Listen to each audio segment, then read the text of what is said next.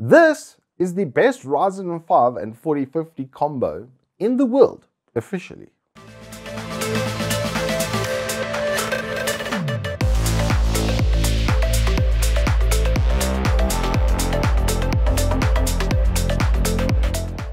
Good afternoon, welcome to Turbo Tortoise Tech. If you're new here, I'm Reese of the 4Ps variety or Triple XL, and we have the TUF A15 with the model number, which is a F507NU, I think is this one. I can't quite remember that off the top of my head, but it's a Ryzen 5 7535HS with that magical RTX 4050 6GB. I'm so glad they increased the video memory. Thank you, Nvidia, because those 3050s had such good cores and then 4GB of video memory. So as soon as you wanted to put on higher textures, rip FPS. Pop it onto medium and you're getting the same kind of FPS as a 3060. It was a bit of a jip, if we're being completely honest. So good course correction from Nvidia, and now ASUS has taken the most advantage you could possibly want to have from a notebook like this. Let's start off with what's in the box. So you obviously get a very nice 3-pinned, and it's a kettle plug that goes into the charger. Big plus from that. I absolutely love this little sticker pack that they give up from ASUS.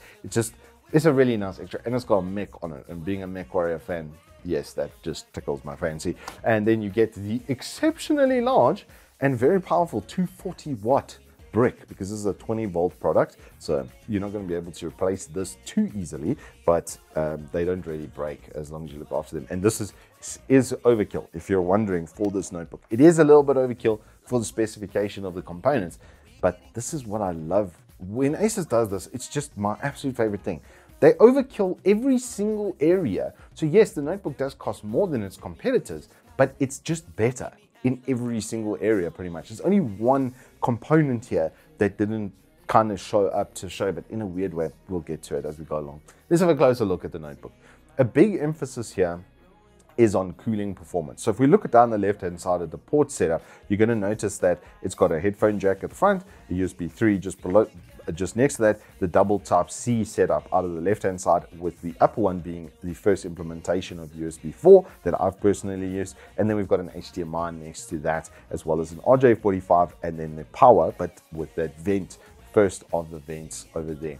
Then if we look on the right-hand side, you're going to see it's just a USB normal 3.2 Type A with another vent over there. And if we look around the back, you're going to see 2 more vents coming out of the side.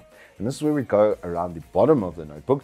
We notice how they've laid it out, and you can actually see the 2 rings for the fans on either side, because it's got 2 banks all interconnected with the heat pipe. So it's a shared resource across all of the heat soaking setups. So it doesn't matter if it's a CPU or GPU task, it's going to get a lot more cooling than it would if it was individually set up. While we're around the bottom, I've also got to note how easy it was to get into the notebook. It was incredibly easy. Just remove the screws. There are 3 that are longer than the others, but it's very obvious when you try and insert them, and the screw just sits spinning in the slot, which is which. So it's very easy, is the bullet points of the presentation, to get into the notebook and to do RAM upgrades. It's something that I'm doing more regularly now, just so that I can also attest to that experience. Now, performance notebook wouldn't be complete if it didn't have the appropriate components around it with regard to keyboard and touchpad, which is where we're going to start.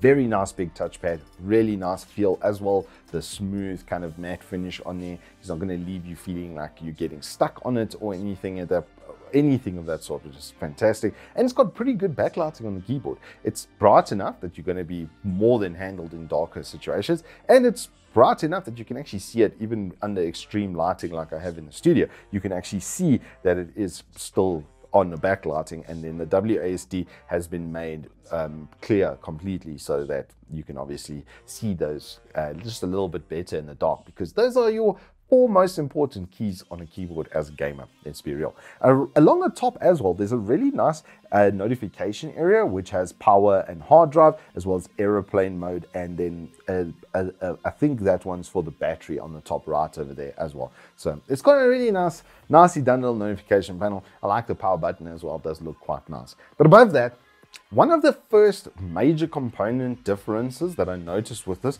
is this exceptional 144Hz IPS G-Sync display. That's right, this has full-fat G-Sync controller built into it. So it gives you the smoothest reproduction you could possibly hope to have, with the best pixel response time you could possibly hope to have, and some of the best colors you could possibly hope to have.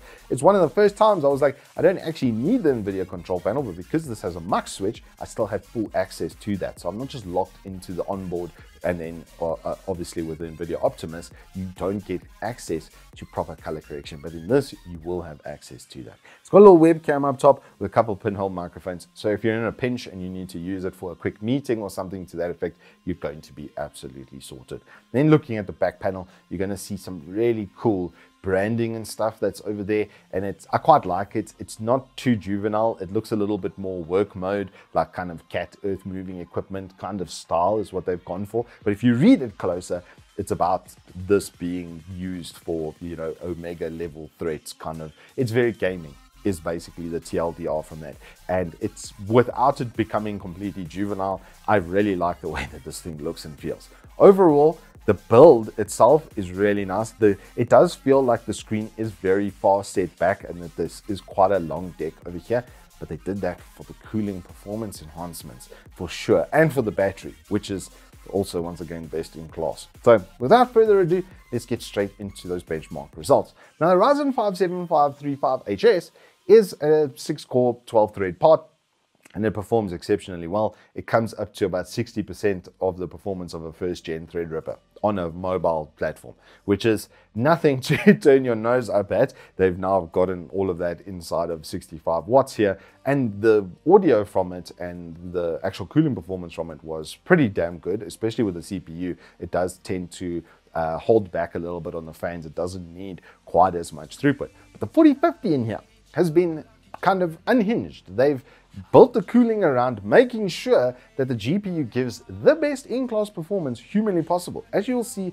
from our Port Royale score, which is head and shoulders above the rest. It literally got the best score for this hardware configuration in the world. We got an excellent as well on TimeSpy, and it's pretty much the TLDR for every single game I tested. I did get a little bit over ambitious with Cyberpunk. You'll see that it got like a 70 odd FPS on the RT low, and I was like, yeah, I feel like this notebook can take RT Ultra, and not really is the TLDR. You're still going to run out of video memory even at 1080p, and it's going to drop it to like 40 frames. But there isn't a game that you can't max out, and especially where DLSS 3 is present, it's going to run it absolutely flawlessly. Metro still absolutely destroys PCs, so yeah, just take that with a pinch of salt. It's just Metro Enhanced Edition stuff. The game does have like 80 gigs worth of texture files, so yeah, it will still drop some bully beat down.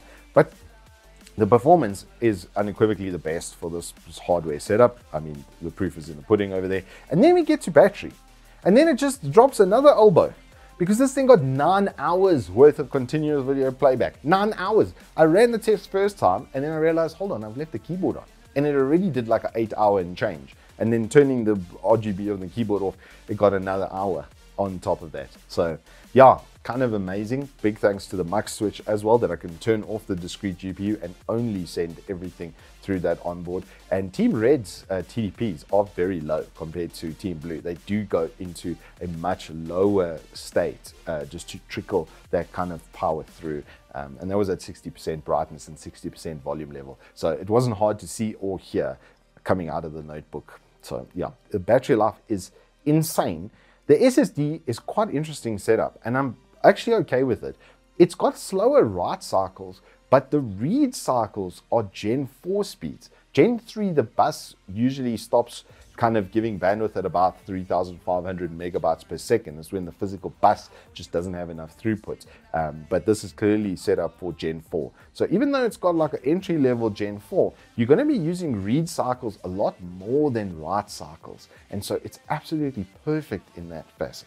The included software, which is on the screen now, the AI suite, is absolutely awesome, especially because it's got the mux switch built directly into it. But you can monitor your fan speed, you can monitor your RAM usage, you can monitor your storage usage, you can monitor the output from your CPU and your GPU, all seamlessly inside of the Armoury Crate software. It's been significantly improved from when it first launched. Thank you, ASUS, for fixing that up, because it always had potential, but now it's really showing that potential.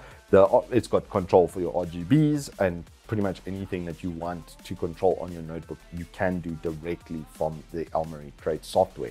So, TLDR for this notebook, it is the best 4050 that you're going to get. If you're looking at a 4050 notebook or a notebook for about 20K, there's nothing that's going to perform like this or even come close, clearly. And especially where battery life is considered in this monitor. These are things that you can't really swap out. The notebook can only take so much battery, so they spec the best one humanly possible. You can't get a different type of monitor because it's been made to work with this chassis, so they spec the best one humanly possible. You can't really improve the power delivery to the components either, so they spec the best one humanly possible. And this is what I expect from ASUS, because it's always been their strategy. It shouldn't really be a secret right now that whatever X is in the market, X being the variable for all of these components, they always go for an X+1 type of strategy. So their components or their products are always a little bit more expensive, but over time, over a 3-year period, those components are going to get you so much more. So say per cycle, you're going to get 3 hours, 1.5 times the battery life of competitors. Most of the other notebooks in this price range come with a 120Hz display. Some do come with a 144Hz IPS, but none of them are as good as this. ASUS using that incredible screen technology that they've been doing for years. And having worked at the brand, it's always what I loved about them. And this is the choice of notebook. If you're going to ask me for a notebook for 20K, this is it. Now, this is the best. There's nothing that I've used that will even come close to this. The only thing that was a bit weird was the Wi-Fi. For some reason, it can't see. I've got a TUF AX5400, which is literally from the same product line as this. It's TUF for TUF, right? Look, they do come out of different departments within ASUS to their credit and defense, but I couldn't access the 5 GHz networks properly with this. It sees it on my old AC53, which is a baby router that I've got for the lounge and for Wi-Fi signal on that side, but it couldn't actually connect on 5 GHz to my AX5400. So the most I got out of it was about 280 megabits per second, which is very high-end spec Wi-Fi, but over distance, it completely kind of got destroyed. So just make sure that your Wi-Fi 6 supporting router has the same kind of bands that this is going to look at, because on that same router, I have a split setup with another 5 GHz channel and it can't see it at all, which is not the first time I've run into this problem as of late. So it does seem to be a thing that happens with Wi-Fi. But beyond that, there's nothing better. The only thing I would see ASUS do differently with this notebook is move some of the more intrusive ports around the back middle over here, especially the HDMI, LAN, and the display port, so that you can, or one of the Type-C, so that you can just dock it nice and neatly and it's not coming out on the left-hand side over here. Because lefties, hashtag get wrecked a little bit because of all the ports coming out of this side. If you're going to use your mouse next to that, it's not going to be too nice. But performance-wise, this is what I expect from you, ASUS. More of this. You carry on your luckadung. Anywho, that's all I've got for you on this ASUS TUF A15. If you have enjoyed it, please do hit us up with a like and subscribe, and I will see you on the flip side.